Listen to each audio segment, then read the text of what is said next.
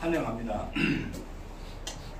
지금부터 철도 전기 신호기능사 필기 강의를 시작하겠습니다. 저는 전기철도 쪽으로 강의를 하고 아까 요 오셨던 서정호 강사님이 철도 신호에 대해서 강의를 하실 거예요. 그래서 이제 이번에는 지난번까지는 전기 이론을 안 했어.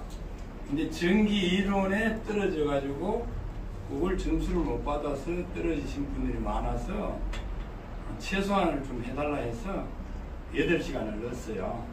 이게 중남기계 공부하고 여기 대전 여기 좀 공부에서 강의를 하셨던 분이라서 그분이 강의를 잘 하실 거예요. 작년에 그분도 기능사도 학교 갔고 전기철도 기사도 학교, 원래는 철도 신호기사까지 합격했어요. 그래서 전체적으로 이방수 강좌를 해준다고 하고 그분이 2시간, 4시간 기준인데 뭐 4시간 조금 안 되게 할 수도 있어요. 한 번 할 때 공부해서 8번, 제가 3번, 신호 3번, 이제 그 전기 이론이 2번, 이렇게 8번 강의를 해드릴 텐데, 강의는 하지만은 결국은 똑같이 강의를 들었는데 어떤 분은 합격하고 어떤 분은 합격을 못하더라고요. 제가 볼 때는 그거는 여러분들이 공부하는 사람들의 몫이다. 그 사람들이 얼마나 열심히 했냐, 상황이 어떻게 됐냐 따라가지고 좀 다르다, 그런 말씀을 좀 드리고요. 전기는 어렵다 그래요. 왜 어려울까요? 낯설니까. 예? 모르니까 정답이잖아요. 그죠? 커피를 한잔 드려야겠네. 전기는 일단 안 보이는 거예요. 그죠? 눈에 안 보이는 거예요. 다른 거는 거의 다 보여요. 근데 전기는 안 보여요. 우리가 안 보이면서 머릿속에 있으면서 근데 불어온단 말이야. 그래서 어렵다, 그런 생각이 들어요. 이제 제가 2000년도 정도 되는데 공무원 할 때인데 우리 과장님이 아침에 회의를 더 가는데 사무관들 모아놓고 이걸 딱 써놓고 내밀더라고. 김사무관 이거 좀 읽어봐 이러더라고. 어떻게 읽었을까요? 정답이네. 그 책을 딱 갈 때 드릴게요. 스마트폰 사용법 내가 드릴게요. 하수를 읽는 거야. 이거 한 맞잖아요, 그죠? 딱 하수를 딱 읽는 거예요. 이게 뜨거운 거다. 근데 이 사람이 물었는 건 뭐냐? 핫이 아니고 이거였어요. H.O.T였어. 그러니까 이걸 보고 H.O.T 이렇게 읽은 사람은 시대 감각이 있고 현실에 어떻게 지나가는 걸 아는 사람이야. 근데 핫을 읽는 사람들은 그게 모르는 거지. 자기가 알고 있는 것만 아는 거잖아. 그죠? 그렇더라고. 그래서 이제 전기가 이래요. V를 볼트라 그래요. 그죠? V를 안 읽어줘. 전기에서는 이건 볼트라 그래요. I를 암페어를 읽는단 말이에요. W를 갖다가 A. 네? 암페어가 A. 암페어? A 맞네. A 암페어. 그 다음에 이제 W를 왔더라 그리고 예? C, R, L, F 뭐 이게 다 틀려요. F를 페럿이라고 읽어요. HB는 뭐 같아요? 아는 사람? 마리아. 공부 많이 하셨네. 맞은 사람은 뭐 프린트 회사라 그러기도 하고 그러는데 CB도 알죠? DS도 알고 그죠? 달로기, CB 차단기 뭐 이런 건데 조금씩 다 다르게 읽잖아요. 전기를 공부를 한 사람은 알아. 근데 모르는, 공부를 안 한 사람들은 몰라. 딱 그것뿐이야. 별 차이가 없어요, 사실은. 그래서 저는 예전부터 이런 얘기를 많이 했어요. 아, 콩나물 이론이다. 콩나물이 어떻게 해요? 요즘 사람들은 콩나물을 잘 기르지 못해. 우리는 어릴 때 명절만 되면 어머니가 콩을 딱 물에 불가가지고 요거를 아래 물에 살짝 놔둬요. 그러면 여기 싹이 잘 나거든. 요런 상태 된다고. 그래서 이제 시루에다 올려가지고 물을 딱 주는 거야. 물만 줘요. 하루에 아침에 한 번, 점심에 한 번, 저녁에 한 번, 식사하고 난 후에 이제 시루에다 물을 주는 거야. 그러면 이렇게 뿌리가 살 나가지고 콩나물이 이렇게 되잖아요. 그죠? 맛있는 콩나물이 돼요. 별거 없어요. 물만 줬어요. 딱 물만 줬어요. 때도 없이 물만 줬어. 콩이 콩나물이 되는 거예요. 아주 쉽잖아요. 그죠? 사실은. 그런데 사람들은 잘 몰라. 내가, 이거 전기가 얼마나 어렵냐. 그렇게 얘기를 많이 해요. 우리 인간이 태어날 때 어떻게 합니까? 말을 했습니까? 그냥 뭐 엄마가 엄마, 아빠 하다 보니까 말도 하고, 이게 되고, 서게 되고, 그 다음에 이제 달리고, 어른이 되고, 이렇게 되잖아요. 자연스러운 현상이잖아요. 내가 지난 시간에는 밥하는 얘기를 했거든요. 저 밥 잘해요. 그리고 물을 얼마나 넣는가 안 재봐요. 딱 그냥 부어가지고 딱 해. 그럼 밥이 돼요. 전기밥솥에 밥하는 건 쉽잖아요. 그죠? 근데 그게 왜 그렇습니까? 많이 해봤기 때문에. 처음 해볼 때는 물을 재거나 뭐 이런 식으로 될까 말까 망설인데 몇 번 하고 나면은 눈 감고도 하는 거예요. 그 북한에서 넘어온 그 옛날에 그 국밥집 했던 친구, 그 친구는 진짜 눈 감고 딱 수도꼭지를 딱 이러면은 여기 얼마 갔다 딱 이렇게 하더라고. 방송에 나온 거 보니 자기 전략 정신을 얘기할 때 그걸 얘기하는데 수만 번 해보면은 자동으로 얼마가 되는지 다 아는 거야. 그래서 하여튼 아니고 H.O.T는 아주 쉬워요. 그죠? 전기 별거 아닙니다. 아주 쉽다는 거예요. 사실은. 너무 쉬운데 사람들이 공부를 안 했기 때문에 덜 했기 때문에 어렵다 그래요. 공부만 조금 하면 쉽다 그래요. 전기 자기 하기 제일 어려워요. 나도 잘 어렵다 그래요. 근데 공부를 안 한 사람들은 어렵고 공부를 한 사람은 전기 자기 하기 점수가 제일 잘 나온다 그래요. 공부를 한 사람은 딱딱 나오는 거예요. 전기 자기 하기는 이제 물론 우리 여기에는 안 나오지만은 전기 이론이 그 전기 자기 하기 기초거든요. 전기 자기 하기는 한 번도 안 바뀌었어. 지금도 안 바뀌어. 이론이 똑같은 거야. 문제가 똑같아. 그러다 보니까 공부한 사람은 제일 쉬운 거예요, 사실은. 근데 안 한 사람은 어렵지. 근데 용어가 다 생소하고 그렇단 말이야. 그런 것들이라고 이야기 드리겠습니다. 이 전기는 어떻다고요? 김 부장님, 전기는 어때요? 어렵다. 오늘 선물 줄래 해서 뺏어야 되겠네. 아주 쉽다, 그죠? 공부하면은 아주 쉽다. 그래서 공부하면 제가 해야 되겠네, 그죠? 이제 그 전기의 자격증 중에 제일 쉬운 게 기능사예요. 그런데 우리 여기 이제 박찬혁 전무님도 우리 회사 이제 소속이 있는데 지금 이제 현장에 나가서 일하고 계시는데 전기 기능사가 일반인들이 평균적으로 합격률이 토탈로 하면은 30%에서 35% 정도.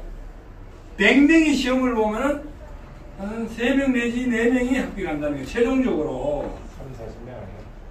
그러니까 아니 경우에 따라서 보세요. 30%, 35% 정도예요. 그 정도 이거 어렵다고 볼 수 있는 거예요, 사실은.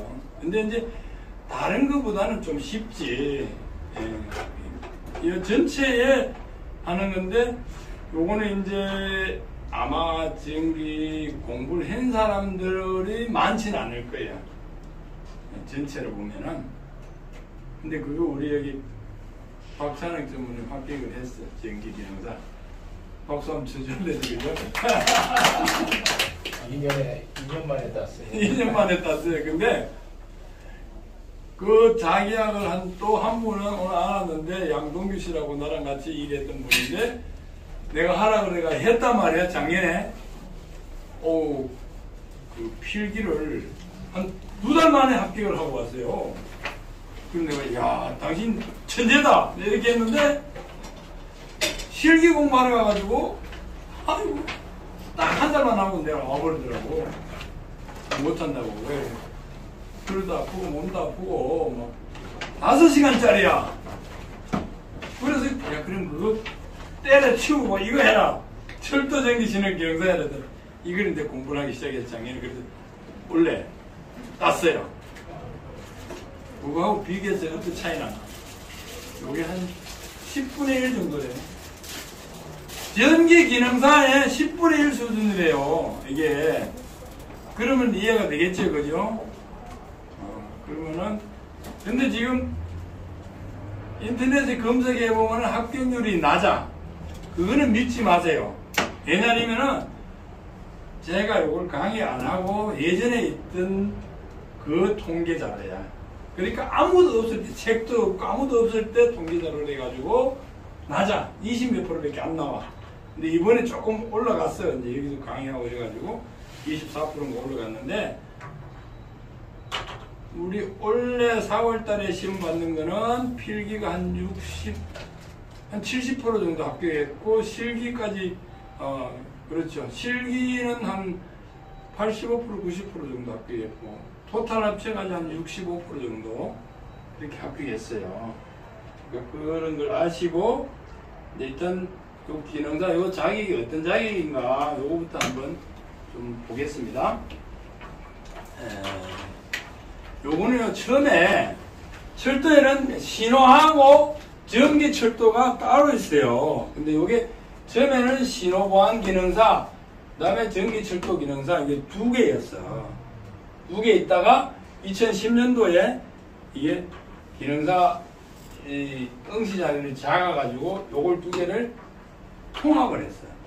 그래서 전기 신호 과목이 다르는 거야. 예전에는 전기 철도만 2과목, 이거 신호 2과목 했는데, 그래서 지금은 전기 신호 요거를 같이 하고 있는데, 우리 학생들한테, 수험생들은 더 좋아요. 이제 나중에 좀 더 알려드릴 테니까, 뭐 철도에 여기 계시던 분들도 꽤 있는데, 철도 안에서도 전기 철도하고 신호하고 분리돼가지고, 이쪽 일한 사람은 이쪽 일을 못해. 이쪽 한 사람도 이쪽을 못해. 물론 자기가 인사이동해서 강화되는데 기본적으로는 못해요. 업무도 다르고. 근데 요거는 자격증을 따면 요거 2개를 동시에 할 수 있는 거야. 그러니까 이점이 있다. 근데 시험은 기능사는 대부분 다 60점이에요. 60문제예요.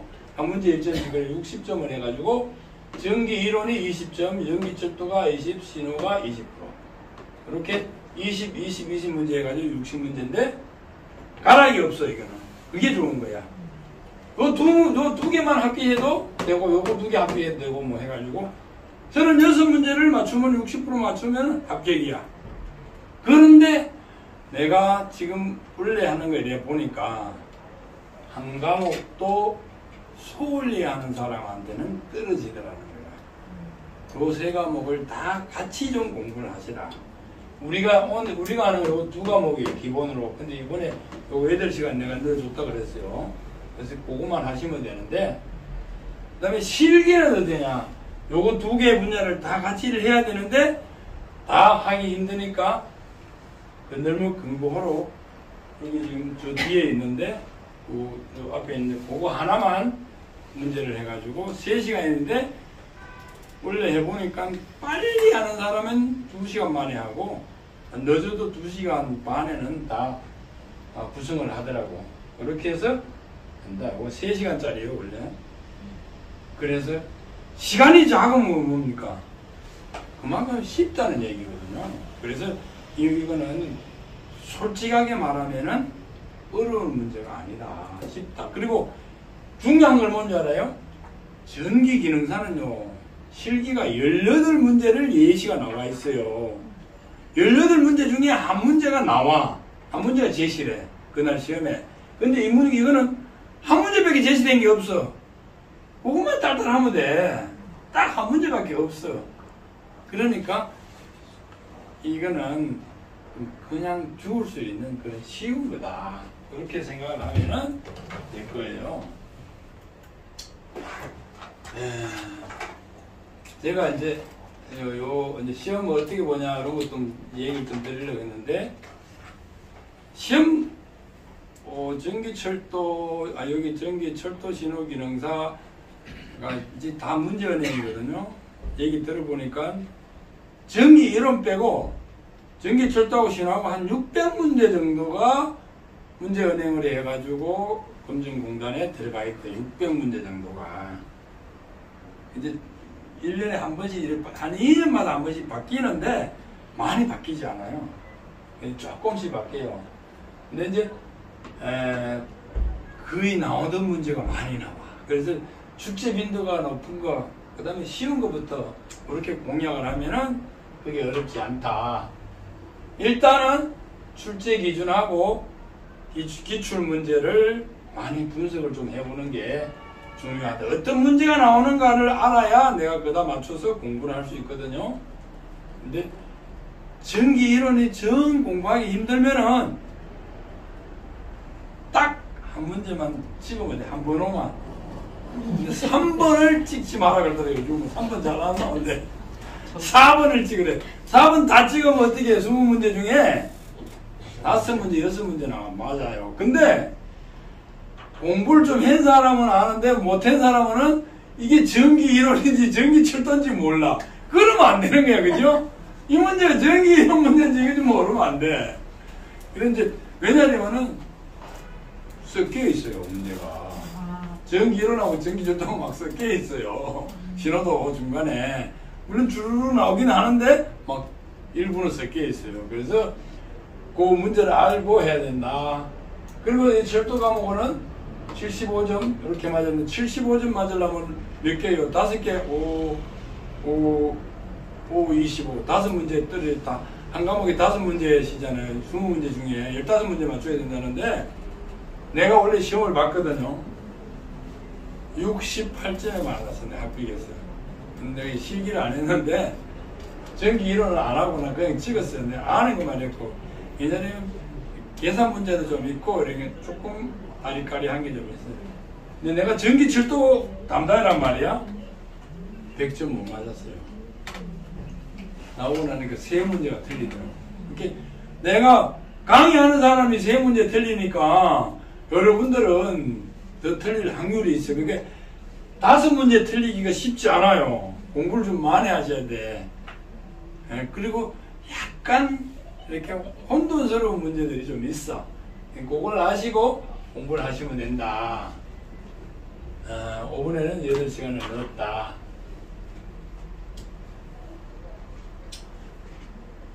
기본 이론을 먼저 공부를 좀 하고 해라. 전기, 철도하고 신호는 거의 암기 과목이다라고 생각하면 될 거야. 여기는 계산하는 문제가 한 문제, 많이 나오면 2문제. 그러니까 어렵게 낼 때 2개 나올 거야. 이게 시험이요. 원래 어렵게 낼다 이런 게 아니야. 랜덤이야. 컴퓨터로 해가지고 나온 거를 갖다가 이렇게 출제를 한단 말이야. 그러니까 출제도 아니지. 요즘은 그냥 주 컴퓨터에서 자기 앉아있는 자리에 그냥 탁 튀어나오는 거야. 그게 내한테 할당된 문제가. 근데 문제를 출제할 때 상중하라고 해가지고 내거든요. 그러면은 상 몇 문제, 중 몇 문제, 하 몇 문제 이렇게 내본단 말이에요. 그 다음에 다른 별로 또 이렇게 분류를 하고, 같은 단원이 많이 나오면 안 되잖아요. 그렇게 해서 컴퓨터를 해가지고 내한테 내고. 왜냐면 요즘은 옆에 사람하고도 문제가 다 틀려. 내일 문제 또 틀리고 다 틀려요. 그러니까 재수가 없으면 진짜 조금 어려운 문제는 그 사람을 하라고 냈는데 내가 볼 때는 어려운 문제가 있을 수 있어. 그러면 떨어지는 거야. 근데 어쩔 수 없어. 내가 재수 없는데 어떻게? 방법 없잖아요. 길거리 가다 똥 밟은 거랑 똑같은 거야. 그 방법 없어. 그때는 그냥 다음을 기회해야 될 방법밖에 없거든요. 그렇게 하시면 된다. 요거는 내가 처음부터 강조한 거예요. 저도 머리가 별로 안 좋아가지고 공부를 좀 해봤는데 무조건 계속 반복해서 보는 게 제일 방법이 확실하더라고요. 반복 안 하면 안 돼요. 그래도 나이 조금 드신 분들은 금방 잊어먹어요. 근데 2번, 3번 내가 해가지고 유튜브 올려놓으면요 그 얘기도 계속 들어보세요. 자면서 들어도 그게 머릿속에 기억이 된다 그러더라고. 어려운 거 이걸 체크를 해가지고 내가 이제 지난번에 했는데 뭐 시험도 그렇고 뭐 어떤 뭘 공약을 할 때 선거할 때 그렇잖아요. 표시를 해야 돼. 동그라미, 세모, X표. 처음에 어떻게 공부해가지고 내가 아는 것 같으면 X표 되는 거야. 그럼 다음에 안 봐도 되는 거거든. 모르는 건 동그라미를 완전히 쳐놓고 그 다음 어정쩡한 거는 세모 쳐놓고 그 다음에 볼 때는 X표는 보지 말고 세모하고 이거 그 다음에 또 보면은 다 알잖아요. 그럼 또 X표 딱 하는 거야. 그런 식으로 표시를 해가면서 공부를 하면은 아마 어렵지 않을 것이다. 쉬운 과목부터 해라. 중학교 2학년생인데 재작년이요. 여기 예전에 대성고등학교 2학년인데 전기기능사 합격했어요. 최명기라고 내가 그래서 유튜브에다 찍어서 올려놨어. 3학년 때 필기를 합격했어. 그래 이 친구들이 왜 이걸 땄냐 물었더니 요거 형님이 나랑 같이 우리 회사 지금 소속돼 있어. 형이 명지 전문대학을 다녔는데 따라 그래가 땄다는 거야. 그래서 그 책을 좀 가져오라 했더니 우리 집사람이 셈이 나가지고 그 책을 보면 공부 좀 되나 책을 가서 내 지금 있어. 이렇게 보니까요 책이 약간 두툼해. 어떻게 공부를 했나? 문제하고 답만에 와서 나머지 다른 거를 다 개출지를 해 붙였더라. 그래서 책이 두꺼울 수밖에 없는 거야. 문제답 이걸 다 외운 거야. 그러니까 뭐 문제가 이건 뭔 문제인지 몰라. 그냥 문제답. 그렇게 해서 합격했어요. 지금 아마 이제 고등학교 2학년인 것 같아. 내가 또 찾아보니까 이분은 기능사는 없는데 전기기사인데 72세에 합격했는 걸로 나오더라고요. 그 최고령 72세 청주에 있는 사람인데 72세에 전기기사도 합격했고 70세에 기술사 합격한 사람도 많아요. 나도 70세 전에는 기술사 내가 좀 하려고 도전하려고 하고 있어요. 요게 할 수 있는 거를 내가 20가지를 적어서 올렸는데 요렇게 많이 해요. 특별히 여기서 내가 얘기해보면 일단 시험이 어느 정도 쉽다라고 말씀을 드렸고 기능사와 이 사람들이 잘 몰라. 이게 철도만 하는 건 아니야. 전기 기능사와 동일한 업무를 할 수 있어. 이것 따면 밖에 있는 아파트에 전기 직원 할 수 있어. 건물에 전기 직원 할 수 있어. 왜? 꽤 됐어요. 이걸 분야별로 다 해놓으니까 업체에서 보면니까 기술자 구하기 힘드는 거야. 그래서 풀어버렸어. 전기 분야는 모두 다 같이 일할 수 있다. 어느 자격증을 따더라도 그렇게 해서 다 합쳐버렸어요. 단지 특성은 다 있지. 그래서 이제 산업기사는 철도 같은 경우는 신호나 전철은 자기 일할 때 가점을 줘요. 입찰을 볼 때만. 그런 게 있을 뿐이지 뭐 밖에서 일하는 데는 아무 지장 없어요. 근데 태양광만은 조금 달라. 요게 태양광은 전기라기보다도 뭐 기계설비, 그 다음에 구조물 이런 게 많단 말이야. 그러다 보니까 태양광은 전기 공사하는 데만 하고 나머지 설계감도 이런 데는 적용이 안 돼. 태양광은. 그래서 태양광은 가능하면 따지 마라 라고 말씀을 드리고 싶어요. 다 딸 수 있다. 요거 진짜 중요한 거예요. 그죠? 요거는 이제 이제 조금 이따 말씀드릴 건데, 철도는요, 나쁜 말로 약간 철폐하라 그랬잖아요. 우리말로 하면은 전문 기술자다. 전문 기술자다 이기 때문에 딱 막아놨어요. 밖에서 못 오게. 일반 전기 하는 사람들은, 일반 전기 자격증 있는 사람은 철도 일을 못 해요. 딱 막아놨어요. 그래서 철도자가 들어가 있는 자격증 소지자, 철도에서 근무한 사람, 아니면은 철도협회에서 교육받은 거, 셋 중에 한 가지 해당돼야만 일을 할 수 있어요. 근데 요거는 자격증을 따자마자 할 수가 있는 거야. 그래서 좋다. 왜이고? 이건 또 세 가지야. 1타 3피야. 쌍피가 아니고. 전기철도, 신호, 통신까지 할 수 있어요. 요거는 이제 나중에 또 말씀을 드릴 테니 통신하고 신호하고 연결해 나가야 그래요. 세 가지 업무를 다 할 수 있다. 지금 취업돼 있어요? 이것 따면요, 철도공사 시험 볼 때 가점이 산업기사하고 동일해요. 한 등급 높아. 그래서 이번에 공고 나온 친구가 이거 그거 알고 왔던, 나는 이걸 철도공사 취업하려고 고졸 채용을 들어오려고. 그럼 가점이 얘는 산업기사 가점을 받고 들어가는 거야. 2.5점 받고 들어가는 거야. 그냥 기능산 1점인데. 그러니까 요거 달라고 공고 애들이 이걸 많이 따는 거예요. 그래서 가점이 상위 등급이다. 요게 참 중요해요. 전기공사업, 그러니까 시공하는 거야. 그거 하려면은 초급 2명이 필요해요. 면허 조건이야. 그래서 이거는 초급이 그냥 기능사만 따면 초급이에요. 그래서 이걸 따면은 초급 면허로 해서 회사에 소속이 돼가지고, 사실은 재택근무를, 내가 말이 재택근무지, 너 이렇게 알겠지요? 재택근무하면서 돈을 벌 수가 있는 거다. 요게 그렇죠. 면허 조건, 시공 초급이다. 그 다음에 이제 철도에 계신 분들 아니, 전기철도 안전관리자라고. 우리 여기 지금 이제 철도 운행 안전관리자라고 있는데, 철도 운행 안전관리자는 하루에 많이 받으면 35만원 주죠, 그죠? 한 이틀치, 뭐 3일치 오면 35만원 받아. 근데 요거는 얼마 받냐? 하루밤에 50만원 받아요. 내가 요거는 50만원 소개해줬어요. 물론 이제 장기로 하면 그래 못 받지. 근데 이거는 하는 일이 뭐냐?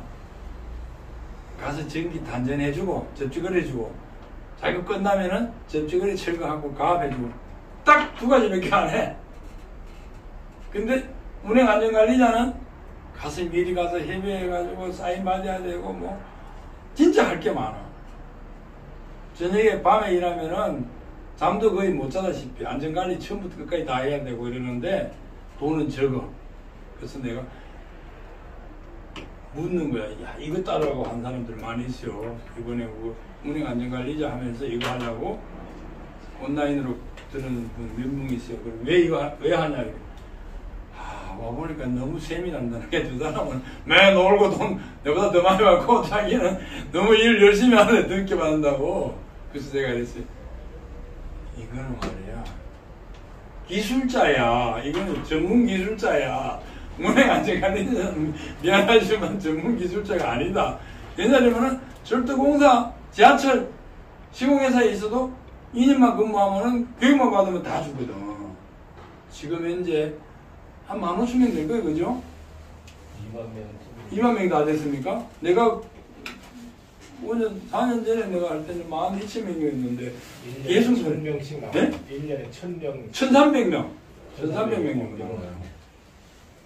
이거 나오면은, 이제, 이게 뭐냐면, 이제 잘 모르실 거예요. 이제, 철도 선로변에 일할 때, 이 사람을 안전관리자를 한 명 지정해가지고 주도록 돼 있어요. 예전에 하도 철도 선변에서 일하면서 사고를 많이 내니까, 철도를 전혀 모르는 사람은 중요성을 몰라요. 그러니까 철도에 경험 있는 사람을 교육시켜가지고 수료를 시켜가지고 이걸 하도록 해놨거든. 그래서 퇴직자들이 이제 뭐 제2의 인생으로 이렇게 많이 하는 거예요. 운행안전관리자는. 근데 요건 그보다 한 단계 높다. 단 이거는 일은 많지는 않아. 그게 좀 약점이다. 그 다음에 이제 이거 기능사는요, 솔직히 일하면은 기술자로서 투입해서 일하기는 젊은 사람은 모르는데, 은퇴자들한테는 많은 기회는 없어. 옳은 기술자로 안 돼. 단 요거는 돼. 정밀 안전진단은 초급, 똑같은 초급이기 때문에 돼. 그리고 기술인협회나 공사협회에 등록이 안 돼도 관계가 없어. 그래서 요거는 가능하다. 왜냐하면 요거는 국토부에서 하는 사업이기 때문에 가능하다.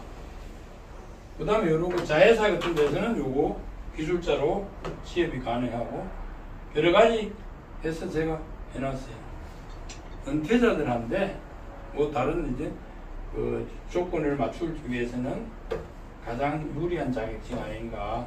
특히 비전공 전기 기술자들이 진입하는데 아주 좋다. 이 얘기를 말씀드리겠습니다.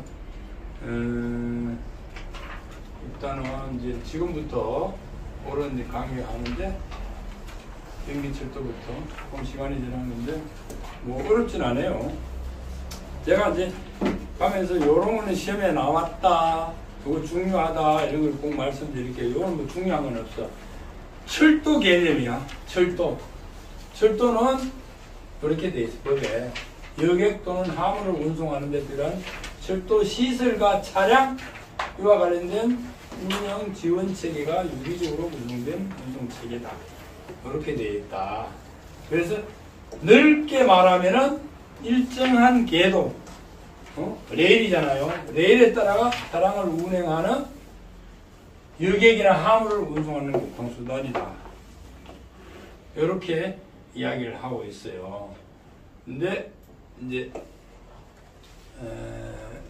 요게 보면은 이렇게 돼 있어요.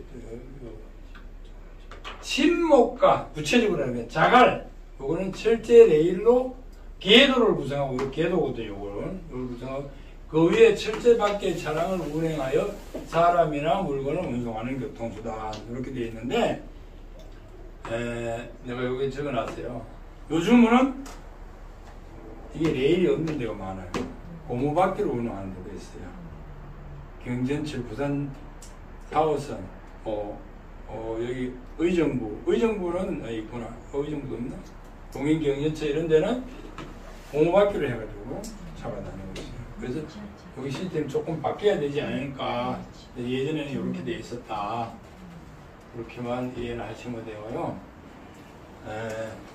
철도 시스템의 구성 요소 이래가지고 사실은 저건 철도공사에 있을 때, 철도청일 때 교육부이라는 데 있어요. 거기서 내가 2년 근무했는데 그때 우리 담당 과장이 이제 김선호 과장인데 이분이 이걸 철도 시스템 5요소 이렇게 많이 만들어서 말을 그전에 이런 말도 없었는데 그래가지고 차량, 운전, 역, 시설, 전기 이게 5개가 유기가 돼서 운행된다. 한 가지에도 문제가 있으면 운행이 안 되는 게 철도예요. 상당히 중요해요. 그래서 차량에도 보면은 일반 차량이 있고 뭐 객차가 있고 하차가 있고 그 다음에 여기서 관리하는 게 차량 기지가 있고 뭐 특수한 차량들이 많이 있어요. 작업 차량도 있을 뿐만 아니라 사고 났을 때 복구하는 차량도 있고 이런 차량이 있고 운전은 뭐냐면 기관사 KTX 같은 경우는 기장이라고 그러잖아요. 그죠? 요즘은 뭐 승무원, 승무사원이라 이렇게 얘기해요. 운전에서 주의하는 거는 열차를 운행하는 거, 그 다음에 간제 업무를 거의 운전 쪽에서 많이 하고 있어요. 통제, 열차를 통제하고 보내는 거. 그 다음에 안전 업무로 여기서 많이 하고 있어요. 가장 안전을 많이 하니까 기관사들이 철도 시스템을 제일 많이 알아요. 그래서 운전 쪽에서 그 업무를 하고 있다. 여기에서는 우리는 역만 알잖아요. 여기에서는 역 하는 게 아니고 열차 승무원, 차장, 여객 전무, 요즘 열차 팀장이라 그러는데 그게 이제 여기서 하고 있어요. 역 분야, 운수 분야라 그러는데 여기서 하고 있고 그걸 이제 승무라 그래요. 열차 타는 거. 물론 승무는 기관차도 승무인데 기관사도 그런 승무고 그런 게 이제 여기서 하고 물론 이 외에도 뭐 승무원들이 가서 사는 숙소 관리라든가 이런 것도 다 여기서 하는 개념이죠. 숙소 이런 게. 그 다음에 시설은 기본적으로 레일과는 궤도 말하는 궤도. 레일 위에 있는 거 궤도. 그걸 토목이라고 그래요. 건축물 합쳐서. 교량, 터널. 그 다음에 이제 요즘은 울타리 같은 거 낮추고 이런 걸 다 시설 쪽에서 하고 있어요. 시설. 구조물 이런 거, 건축 이런 것도 시설, 건축, 건물, 역사, 엘리베이터 이런 것도 다 시설이다. 철도에서는 엘리베이터도 건축에서 하고 있어요. 그다음 전기는 뭐냐면 복잡해. 전기가 들어오는 게 이제 송변전. 그다음에 전기를 공급해주는 우리 철도에서는 빨래줄이라고 그러는데 전차선, 예? 여기 차에다가 공급해주는 거. 그 밑에 이제 일반 전력이라는 게 배전을 말하는 게 조명 이런 것들, 그런 것들 하는 거고. 그 다음에 이게 통신이 있어요. 철도 통신은 또 여러 가지 종류가 많아요. 일단은 다른 데보다 다르는 게 뭐냐면 무선이 있어요. 열차하고 하는 건 다 무선으로 해요. 선이 필요 없죠. 차가 가니까. 그래서 무전기를 갖다가 기관사하고 통화하고 다 이렇게 하는 거예요. 근데 그 무전기 안에서도 종류가 여러 가지예요. 그 다음에 이제 뭐 직접 하는, 옛날에 이제 사령전화라고 그러는데, 이제 관제에서 강역을 직접 통제를 할 수 있어요. 일시에 20개 동시에 통화하고 이런 것도 있고, 이제 토크백이라고 요즘 많이 없어졌는데, 여기에서 군의원들하고 이제 중간중간에 있는 거 통화하는 거. 그 다음에, 수도권, 일반 여도 마찬가지인데, 전동차 타면 이제 게이트에 들어갈 때, 게이트 설비 있잖아요. 그것도 이제 철도에서는 통신 쪽에서 하고 있어요. AFC, 영무 자동화 설비라고. 그 다음에 안내 설비, 예? CCTV, 그 다음에 열차가 이거 옵니다, 갑니다, 뭐, 그다음 좌석 현황 이런 것들이 다 이거 통신 쪽에 하고 있는데. 그 다음에 이제 마지막에 신호인데, 이게 뭐냐. 일반 신호는 좀 이따 구체적으로 일반 신호는 뭐냐 이러면은 단순해요. 시간 타임으로 준 거야. 시간이 지나면 무조건 변하는 거야. 우리 횡단보도에 딱 그 신호등 걸려주면 좀 이따 보면 2분 정도 이제 그죠? 지나면 다음 신호가 바뀌잖아요. 철도는 시간이 기능이 아닌 거야. 조건에 맞아야 돼. 조건에 맞아야 빨간불, 파란불이, 빨간불에서 파란불 되는 거야. 그 조건이 뭐냐? 열차가 갈 수 있는 조건을 만드는 거야. 선로에 어떤 것이 없다. 아무것도 없다. 이 열차가 갈 수 있다라고 할 때 파란불이 나오는 거야. 그래서 신호가 이게 어렵고 힘들고 중요한 거라. 잘못하면은 열차가 사고가 날 수 있는 게 요 신호설비야. 그래서 신호를 보내는 것이다. 선로에 열차가 운행할 수 있는 조건을 만드는 거다. 그 다음에 그거를 전체를 통제를 하고 열차 다이아를 만들어서 열차를 보내고 하고 속도를 얼마나 내고 이런 것들이 다 신호에서 하고 있다. 실제 조작 오퍼레이션은 관제 기관사 쪽에서 하고 있지만 그것을 만드는 소프트웨어 자체 이런 것들은 다 신호에서 하고 있다. 그래서 신호가 엄청 중요하다. 그렇게 얘기하면 되고, 이제 내가 이제 다른 데 가면은 이야기할 때 조금 빠른가요? 좀 빠르지, 그죠? 제가 조금 원래 좀 말이 좀 빨라요. 지금요, 철도에도 그렇고 모든 게 다 지금 일자리가 없어지고 있어요. 길거리에 마네킹 하나가요, 사람 세 몫을 해. 그거는 뭐 깨도 하나도 안 물려. 그죠? 근데 마네킹 하나 얼마냐? 아주 예쁘게 멋지게 설치해놓은 거 한 70만원 해. 70만원짜리 사놓으면 사람 몫을 한단 말이야. 사람이 3명이 없어. 비가 오나 눈 오나 일하잖아요. 사람 없어지는 거야. 사람들은 모르지만 무인 자동차 생겼다 했잖아요. 운전수 없어지는 거예요. 철도에 승차권 호레일 통이라고 하고 있잖아요. 그거 뭐요? 매표 창고 다 없어지는 거예요. 매표 직원 다 없어지는 거예요. 우리가 통신에도 처음에는 스트로즈 해가지고 처음에 차던 교환기 해가지고 교환수가 다 있었어요. 내가 절대 처음 들어갈 때 교환원이 다 있었어. 자동화 전자교환기 들어오고부터 교환이 다 없어져 버렸어. 엄청 많았어요, 교환이. 응? 이 모든 설비들을 자동화하고 좋게 하면 어떻게 돼요? 사람이 다 죽어. 단 전기만 늘어나. 그래서 전기가 지금 잘 되고 있는 거예요. 그래서 전기 자격증이 지금 현재 인기가 있는 거예요. 전기는 사람이 없으면 안 돼. 이 설비들이 다 죽어도 전기는 있어야 돼. 이 설비들이 죽으면은 전기는 늘어나. 시스템이 그런 데 있어요. 그래서 요즘 전기들이, 예전에는 전자가 좋았어요. 전파상. 전자과 나온 사람이 유리했어. 돈도 많이 벌었어.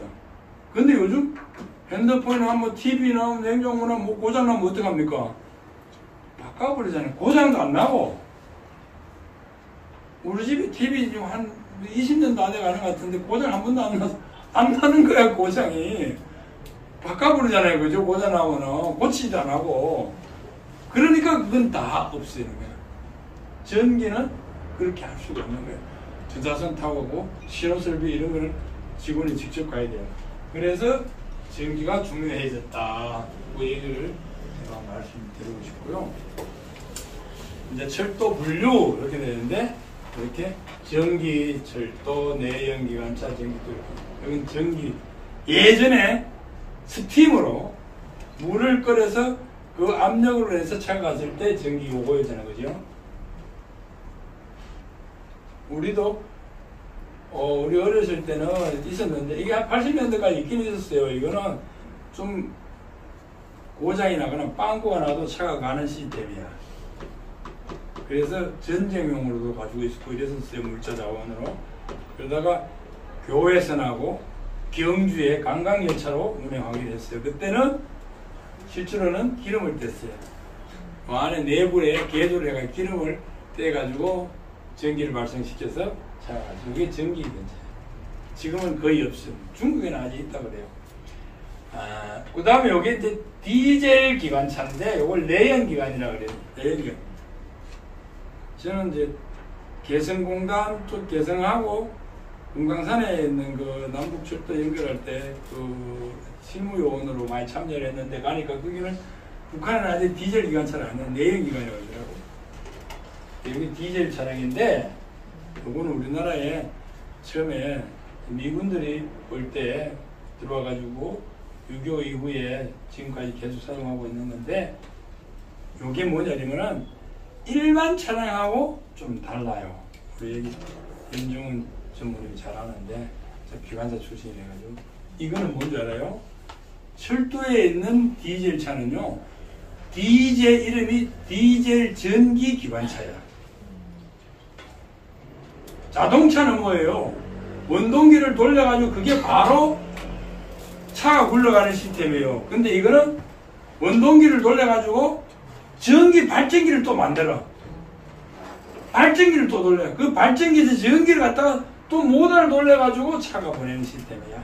그래서 기본적으로는 전기차를 차가 기본이다. 이렇게 하면 돼. 그래서 이게 디젤 전기 기관차야. 그래서 이게 복잡한 거야.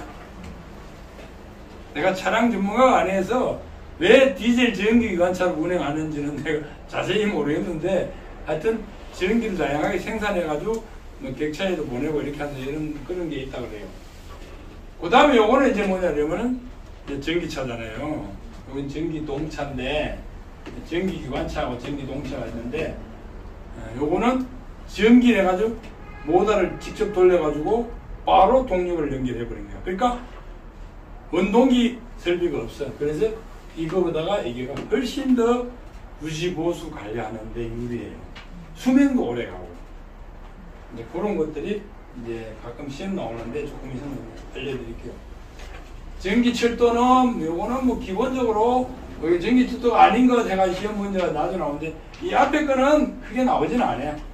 그래서 전기를 주 동력으로 전기차를 운행하여 여기에 가물 등 수송하는 차량입니다.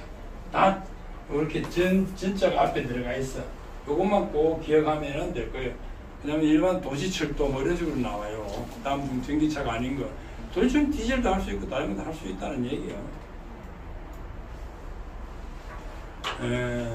여기까지만 하고 쉬었다 합시다. 전기차는 요거는 시험이 많이 나오는 거야. 아주 핵심이야. 전기차를 간단하게 이제 뭐 다이아그램 아니면은 이제 도식으로 벡터도를 그리면은 이게 전차선이라면은 이게 레일이야. 레일. 여기 변전소에서 전기를 보내. 그러면은 이게 모터야. M. 모다 M. 전기차가 여기에 모다가 돌아가는 차가 가는 시스템이야.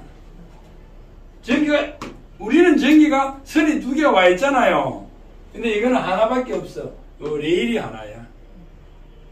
레일이 마이너스 선이다. 근데 이제 전기를 한 사람 안에 한 개만 있어도 불이 와요, 전기는. 압니까? 전기가 두 선이 왔잖아요. 한 선을 아무리 만져도 감전이 안 되는 선이야. 여기 오는 선이 있고 나가는 선이 있거든. 요 선은 마이너스 선이기 때문에 접지가 돼 있어, 사실은. 그래서 땅에서 하나 끌고 오고 요 오는 선하고 붙이면 불이 와요. 똑같은 시스템이야. 응? 똑같은 시스템이다. 레일이다. 그래서 이거 모데카다. 그래서 이걸 등가 회로로 구성하면은 요렇게 변전소에서 여기에 이제 보아지요. 리액턴스 보아 L하고. 근데 이 선로상에서 흐르는 저항이 있기 때문에 이렇게 표시를 합니다. 그래서 요게 시험에 나오는 거야. 아, 변전설비, 요거는 변전소다. 급전설비, 전기를 공급해주는 건 전차선이다. 그 다음에 보아설비는 전기차다. 전기차가 이게 보하다. 보하가 뭐냐? 저항, 보하야, 보하. 전기를 사용하는 것을 보하라 그러는 거야. 근데 용어가 좀 어렵지, 그죠? 보하. 기선로는 레일이다. 요걸 또 시험에 나와. 기선로. 여기 돌아가는 선, 기선은 레일을 이용한다. 요걸 꼭 기억을 하시시고 10분간 쉬었다가 하겠습니다.